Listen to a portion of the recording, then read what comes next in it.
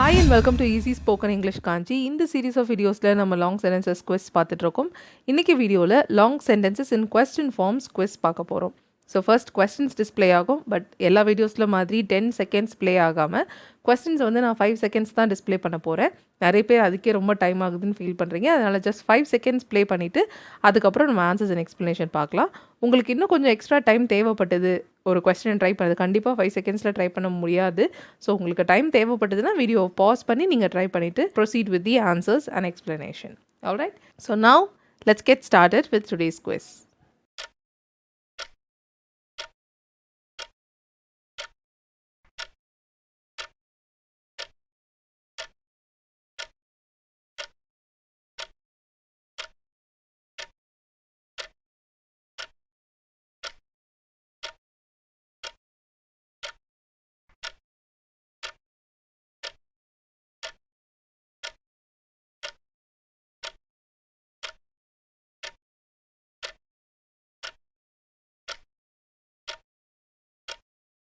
Alright, எல்லா கொஸ்டின்ஸும் பார்த்துருப்பீங்க. First question என்ன இருந்ததுன்னு பார்த்தீங்கன்னா, இந்த வேலை உனக்கு கிடைச்சப்போ நீ நினச்சி கவலைப்பட்ட பிரச்சனை இதானே.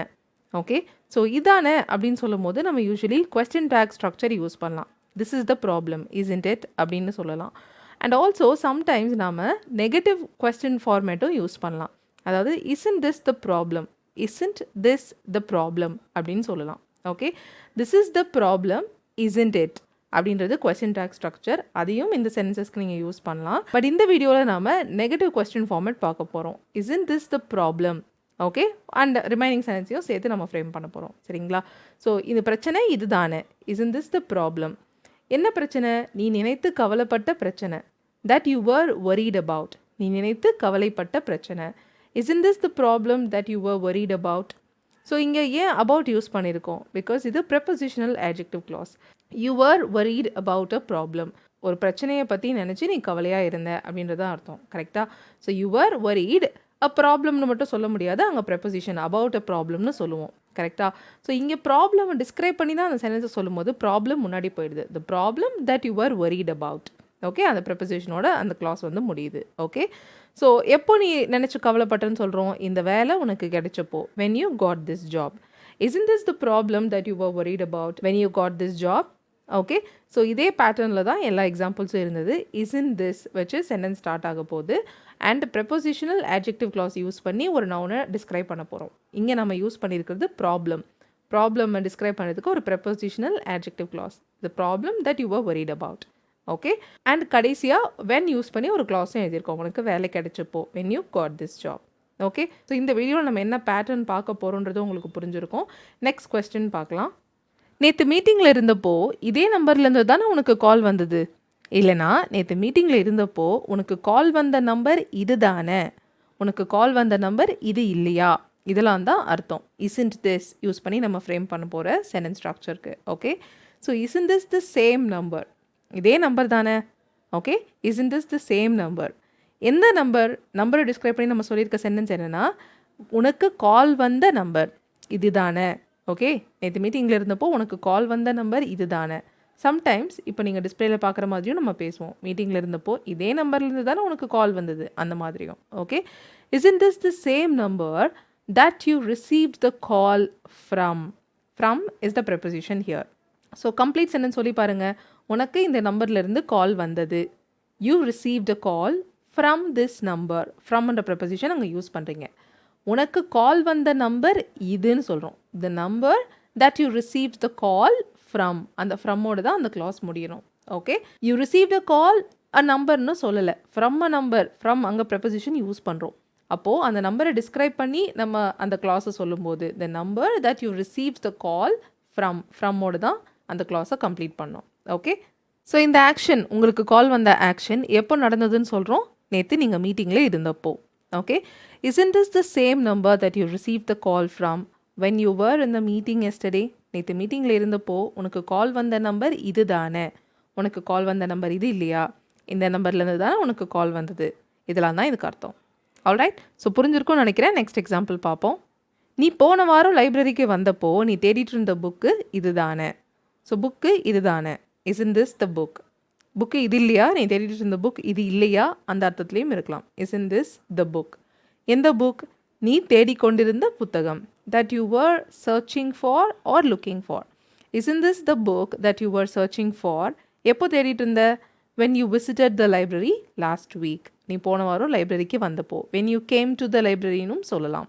Okay, isn't this the book that you were searching for when you visited the library last week?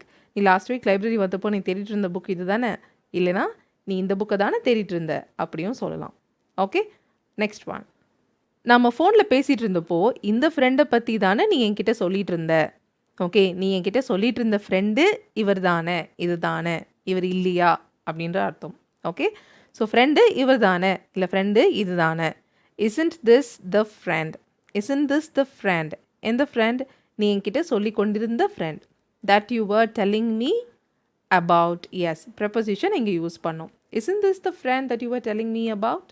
Okay, alright, எப்போ சொல்லிட்டு இருந்த, நம்ம ஃபோனில் பேசிகிட்டு இருந்தப்போ, when we were talking on the phone. Okay, isn't this the friend that you were telling me about when we were talking on the phone. So இந்த சென்டென்சஸில் இந்த action எப்போ நடந்தது, ஓகே, நீங்கள் சொன்ன ஆக்ஷன் எப்போ நடந்தது, இந்த க்ளாஸை when யூஸ் பண்ணி எழுதுகிற க்ளாஸை சென்டென்ஸோட பிகினிங்லேயும் எழுதலாம்.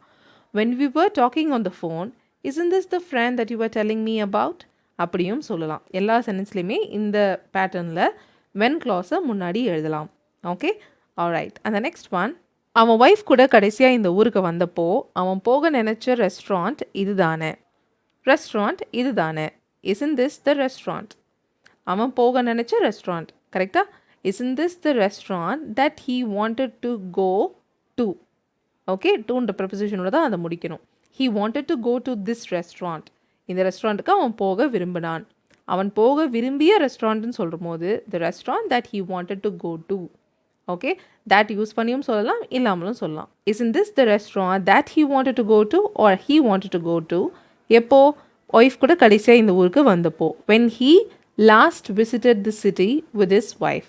when he last came to this city with his wife. came சொல்லும் போது to சொல்லணும், visited சொல்லும் போது preposition to சொல்லக்கூடாது. Okay, when he last visited this city with his wife. isn't this the restaurant he wanted to go to when he last visited this city with his wife. alright, and the next one, நாங்கள் ப்ராஜெக்டை பற்றி பேசிகிட்டு இருந்தப்போ, okay, discuss பண்ணிகிட்டு இருந்தப்போ டாக்குமெண்ட்ஸை அனுப்ப சொன்ன email address இது தானே. ஓகே, நீ டாக்குமெண்ட்டை அனுப்ப சொன்ன இமெயில் அட்ரஸ் இது தானே, இந்த இமெயில் அட்ரஸுக்கு தானே நீ டாக்குமெண்ட்ஸ் அனுப்ப சொன்ன. நாங்கள் பேசிகிட்டு இருந்தப்போ நீங்கள் எங்களை டாக்குமெண்ட்ஸ் அனுப்ப சொன்ன இமெயில் அட்ரஸ் இது தானே. ஓகே, ஸோ இமெயில் அட்ரஸ் இது தானே. isn't this the email address. எந்த இமெயில் அட்ரஸ், நீ டாக்குமெண்ட்ஸை அனுப்ப சொன்ன email address. you asked us or you asked me to send the documents to. you asked me to send the documents to this email address.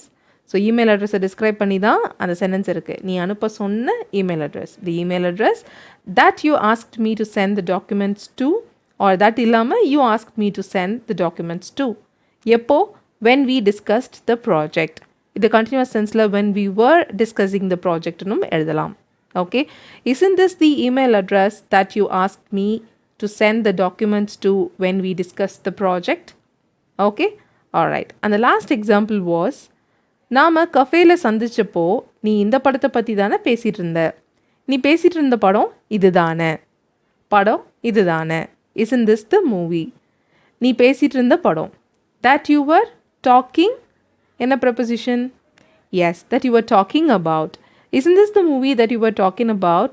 எப்போ, when we met at the cafe yesterday. நேற்று நாம் கஃபேயில் சந்திச்சப்போ.